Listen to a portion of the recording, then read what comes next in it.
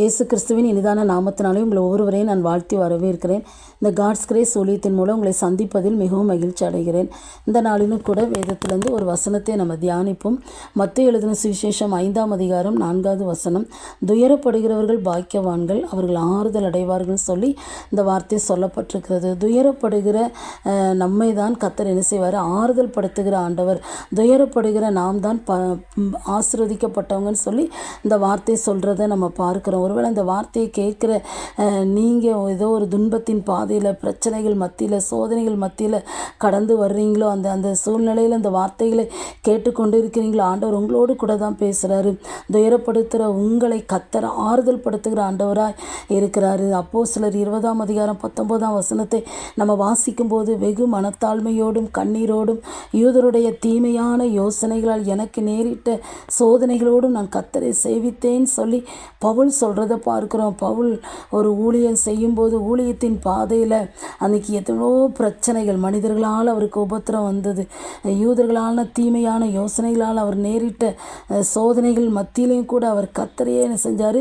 சேவித்தார். எத்தனையோ இடத்துல அவர் உயிருக்கு கூட ஆபத்து வந்தது. அந்த சூழ்நிலையில் கர்த்தர் அவனை பாதுகாத்து அவரை என்ன செய்கிறார்? ஆறுதல் படுத்தி ஒவ்வொரு இடத்துலையும் நடத்துகிறத, பாதுகாக்கிறத என்ன செய்ய முடியும்? வேதத்தில் வாசிக்க முடியும்.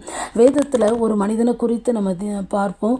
யோசேப்புங்கிற ஒரு மனிதனுடைய வாழ்க்கையில் அவர் தகப்பனாரோடு கூட இருக்கும்போது ஆண்டவர் கூட இருந்தார்.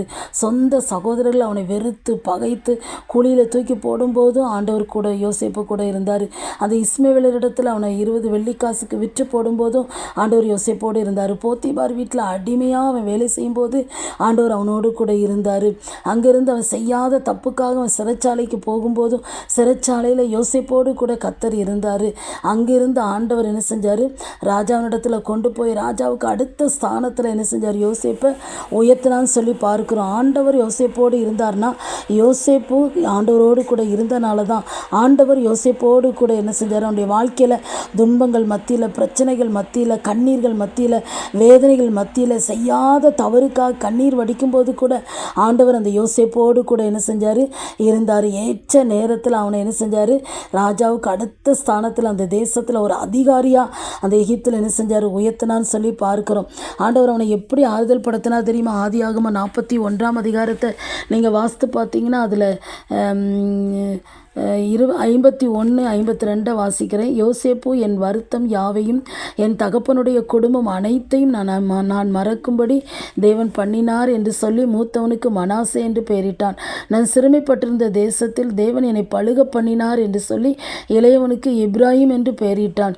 பாருங்க, அவன் அந்த தேசத்தில் இருக்கும்போது யோசேப்புக்கு 2 பிள்ளைங்க பிறக்கிறாங்க. அப்போ அவன் என்ன செய்கிறான்? இந்த வார்த்தையை சொல்லி இந்த பிள்ளைங்களுக்கு பேர் வைக்கிறத பார்க்குறோம். அதன் மூலம் அவன் என்ன செஞ்சான்? ஆறுதல் அடைஞ்சான். அது மட்டும் இல்லை, அந்த தேசத்தில் அவன் அவங்க குடும்பத்தையும் தகப்பனார் அவங்க குடும்பத்து சகோதரர்களையும் அவன் என்ன செஞ்சான்? பராமரித்தான். அந்த தேசத்துக்கு ஆசீர்வாதமாக, குடும்பத்துக்கு ஆசீர்வாதமாக அவன் என்ன செஞ்சார்? மாற்றினார். அவனை கர்த்தர் என்ன செஞ்சார்? ஆறுதல் படுத்தினான்னு சொல்லி என்ன செய்ய பார்க்கிறோம். துன்பத்தை கண்ட வருஷங்களுக்கு சரியாய் அவனை என்ன செஞ்சார்? மகிழ்ச்சி ஆக்கினார். அந்த அளவுக்கு அவனை உயர்த்தி என்ன செஞ்சார்? மேன்மைப்படுத்தினார். அப்படி நம்ம கண்களை மூடி ஜெபம் பண்ணலாமா? எங்களை நேசிக்கிற நல்ல தகப்பனே, இந்த நாளிலும் கூட நீர் எங்களோடு கூட பேசினதற்காக ஸ்தோத்திரப்பா. நாங்கள் எத்தனையோ பாடுகள், துயரங்கள் மத்தியில் கடந்து வரும்போது ஆண்டவரே, நாங்கள் எவ்வளோ இதற்கு என்ன செய்ய, இதற்கு முடிவே வராதான்னு சொல்லி கலங்கி தவிக்கிறோம்ப்பா.